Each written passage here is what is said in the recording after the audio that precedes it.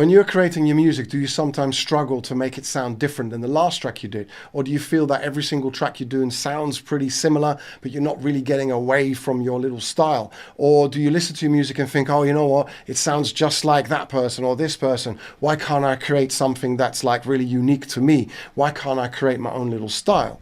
Or why do I struggle to create different styles of music or different genres? Well, fear not, because I think every single producer has been at that crossroads at some stage themselves in the past, or if not, they're going to be getting there in the future. Let me give you an example. If you always listened to classical music every single day, you studied classical music and you really studied it, not just listened to it, but actually you scored out the notes if you can do that, or play the notes, or at least continually listen to that music all day long, then what do you think you're going to be creating when you're in your creative process? Well, it's quite obvious. You're going to be jumping to that one thing that you know, because that's what you know and that's what you do and that's how you sound and that's the instruments you use and that's what you do. In principle, this would be okay, but we're talking about you being able to produce records that are creative and that sound really interesting. And creativity is about doing something unique and something different, isn't it?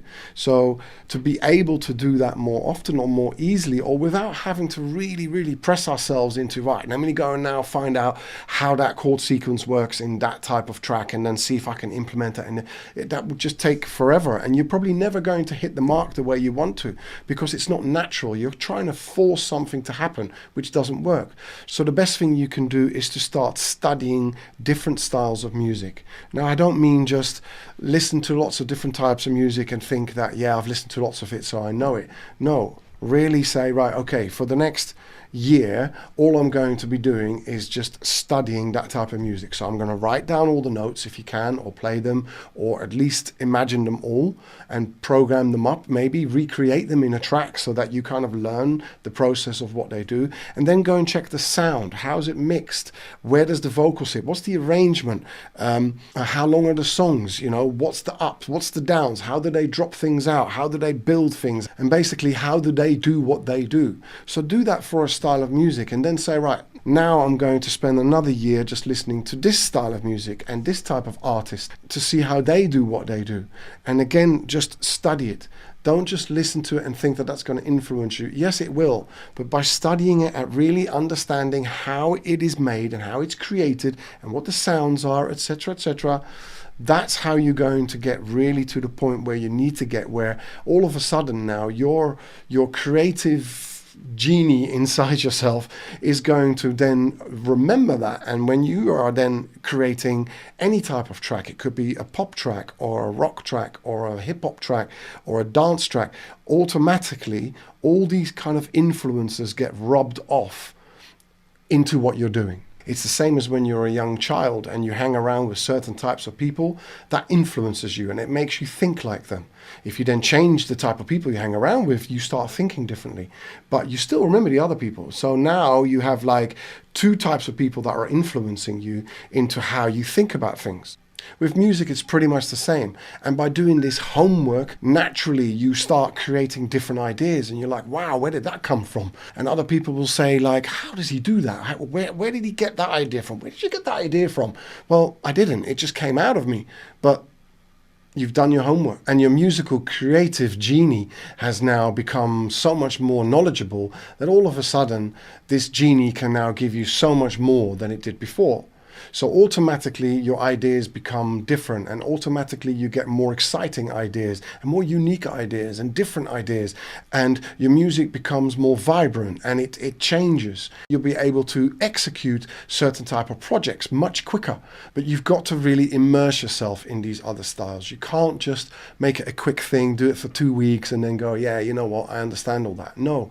Try and find an artist that you can really connect with, someone that you think, you know what, this is really cool and it's really interesting, and it might be completely out there, way out there. The more way out there and the more creative they are, the more you can probably learn from it. When I was a young boy, I was very lucky that my family were in the music industry, so we had a lot of records. And I really got into Al Jarreau, George Benson, Herbie Hancock, Michael Jackson. I was really, really into that. And then when I came to my mid-teens, I started getting into Prince really heavily. And that was a really long period. For a good 5-6 years, I was listening to nothing but Prince. And I was really getting influenced so heavily by him that when I was now writing my songs, which I did from a young age, but now all of a sudden I started to sound almost like a clone of him because I was so influenced by it.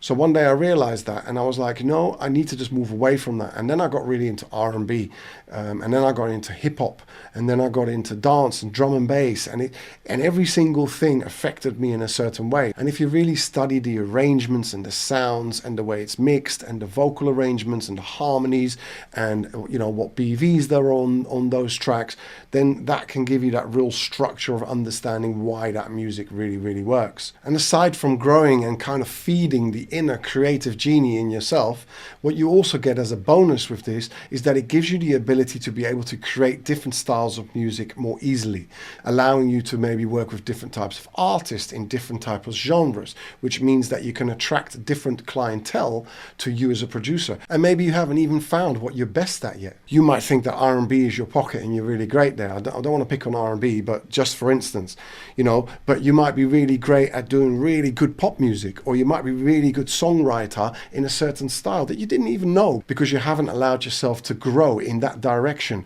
because you're so focused on doing what you're doing. For me personally, to have implemented this process from a young age and go through those different styles of music, it allows me now to be able to produce a pop record or a hip hop record or a jazz record or a reggae record or a dance record. I've been able to do all those types of things, and I like the variation on that anyway.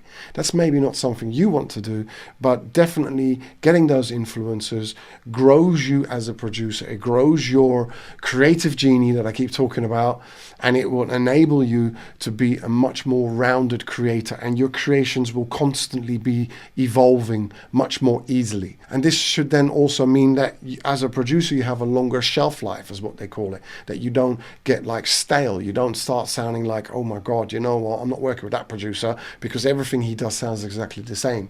So if you look through history and you look through all the producers that were really successful, they were able to reinvent themselves. They were able to go into a different direction and create different types of productions. And the ones that don't, they have their little heyday, and then after that you don't really hear from them anymore because their style's been heard. The human brain always looks for something fresh and new, and that's what we get excited about. So grow yourself, make yourself have a bigger armory of tools that you can subconsciously implement into your creations. And that brings me to the end of this video. I hope you've enjoyed it. Please like, subscribe, and press the bell for future content. And if you've got any questions, just DM me and I will get straight back to you. Bye-bye.